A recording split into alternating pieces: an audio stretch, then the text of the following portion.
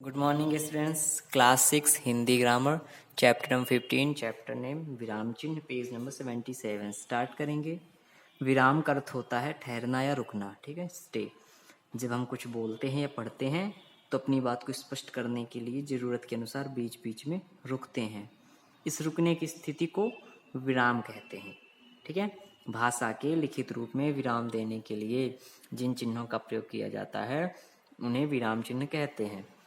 हिंदी भाषा में प्रयोग होने वाले विराम चिन्हों की संख्या जैसे है पूर्ण विराम चिन्ह, ठीक है, सेकंड अल्प विराम है, अर्ध विराम है, ऐसे प्रश्नवाचक चिन्ह, ऐसे विस्मयादि बोधक चिन्ह, ये उद्धरण चिन्ह, ऐसे योजक चिन्ह, ये निर्देशक चिन्ह, ऐसे विवरण चिन्ह, ऐसे और कोष्ठक ब्रैकेट ऐसे, ठीक है। फर्स्ट है पूर्ण विराम चिन्ह। सामान्य वाक्य के पूर्ण होने पर अंत में लगने वाला चिन्ह पूर्ण विराम चिन्ह कहलाता है, ठीक है। कोई सेंटेंस है उसके एंडिंग में लगने वाला चिन्ह पूर्ण विराम। अल्प विराम वाक्यों में थोड़े समय के लिए रुकने हेतु, ठीक है, हमें थोड़े समय के लिए वेट करना, रुकना है, तो अल्प विराम चिन्ह का प्रयोग किया जाता है। जैसे राम लक्ष्मण भरत और शत्रुघ्न भाई थे, हाँ मैं भी चलूंगा, नहीं मैं ऐसा नहीं कर सकता, etc, ठीक है। अर्ध विराम चिन्ह वाक्यों में जहां अल्प विराम से थोड़ा अधिक और पूर्ण विराम से कुछ कम समय के लिए रुकने की आवश्यकता होती है वहां अर्ध विराम चिन्ह लगाया जाता है, ठीक है। अल्प विराम से थोड़ा अधिक और पूर्ण विराम से कम। जैसे तुम्हें जो करना है करो, मुझे परेशान मत करो, क्लियर। फिर है प्रश्नवाचक चिन्ह। जब किसी वाक्य के द्वारा कोई प्रश्न किया जा रहा हो तो ऐसे वाक्य के अंत में प्रश्नवाचक चिन्ह लगाया जाता है।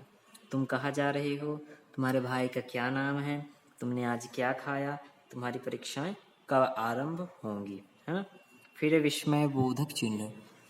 हर्ष शोक चेतावनी घृणा आदि भावों को प्रकट करने के लिए विस्मय आदि बोधक चिन्ह का प्रयोग किया जाता है। वाह कितना सुंदर दृश्य है, अच्छा मैं अवश्य आऊँगा, हाय मैं लुट गया, क्या तुम फिल्म में अभिनय करोगे, ये सब चीज़ें हैं। तो जहाँ पे हर्ष आदि ऐसे जगह पे उनका प्रयोग किया जाता है। नेक्स्ट पेज पे चलेंगे। उद्धरण चिन्ह।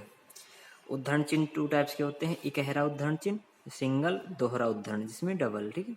इकहरा उद्धरण चिन्ह कैसा होता है, किसी विशेष व्यक्ति, वस्तु, पुस्तक आदि कोई इंपॉर्टेंट चीज हो, ठीक है, उसका नाम हो तो लिखते समय इकहरा उद्धरण का प्रयोग किया, जैसे गीता, है ना, गोदान।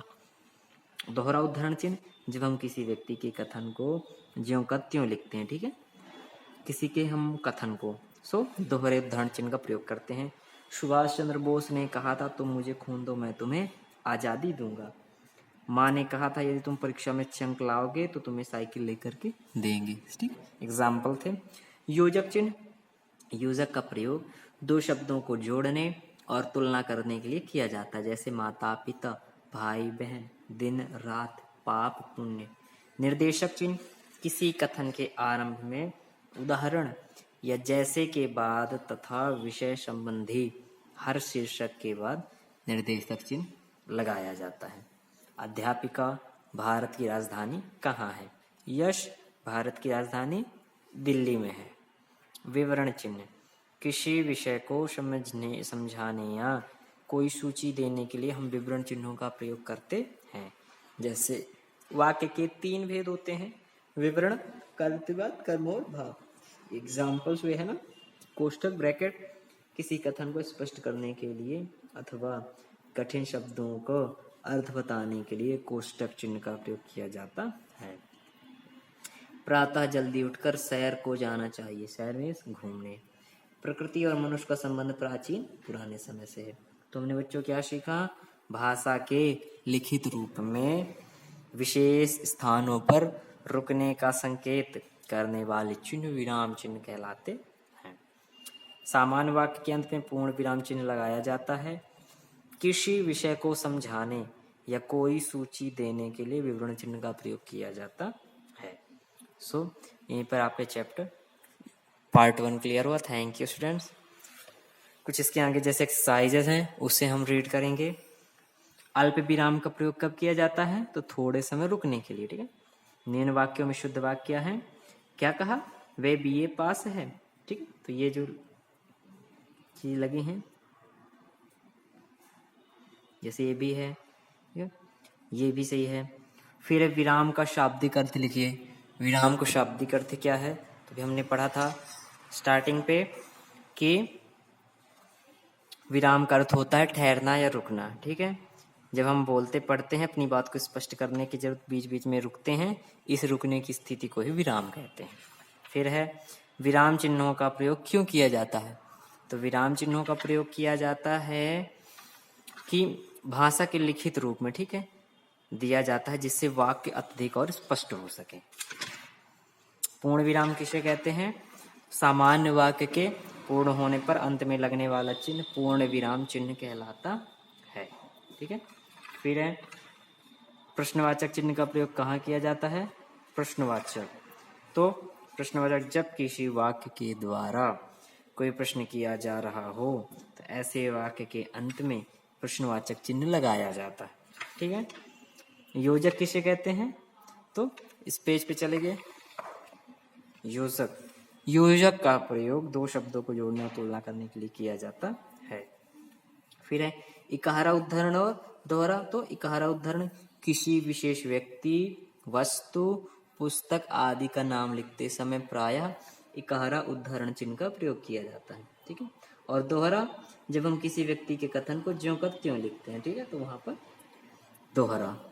फिर इसके बाद क्वेश्चन है अर्धविराम और अल्प विराम में अंतर। ठीक है, तो उसी पेज पे है अर्धविराम और अल्प विराम। अर्धविराम ये वो वाक्यों में जहां अल्प विराम से थोड़ा अधिक और पूर्ण विराम से कुछ समय के लिए रुकने का आवश्यकता होती है। ठीक है, वहां पे अर्धविराम और अल्प विराम वाक्यों में थोड़े समय के लिए रुकने हेतु अल्प विराम चिन्ह का प्रयोग किया जाता है।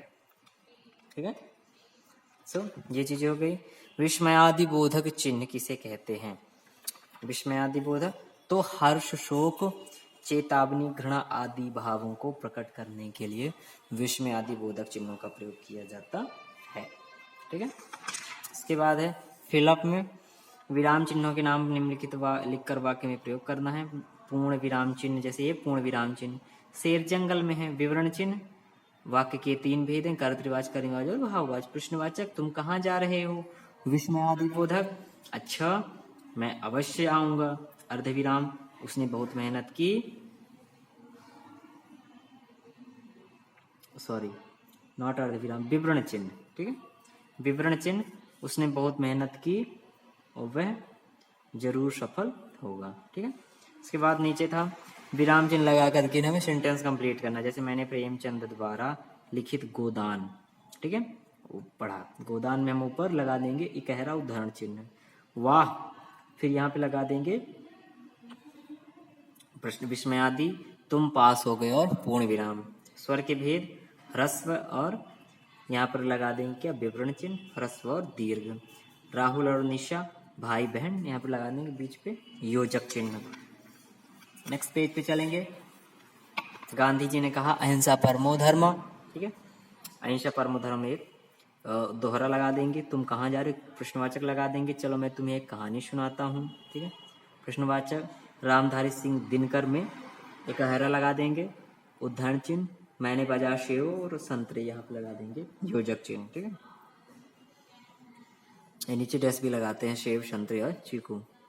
अर्धविराम चिन्ह ये हुआ, अल्प विराम ये हुआ, विस्मयादि बोधक ये हुआ, प्रश्नवाचक ये हुआ, योजक ये हुआ और उद्धरण ये हुआ।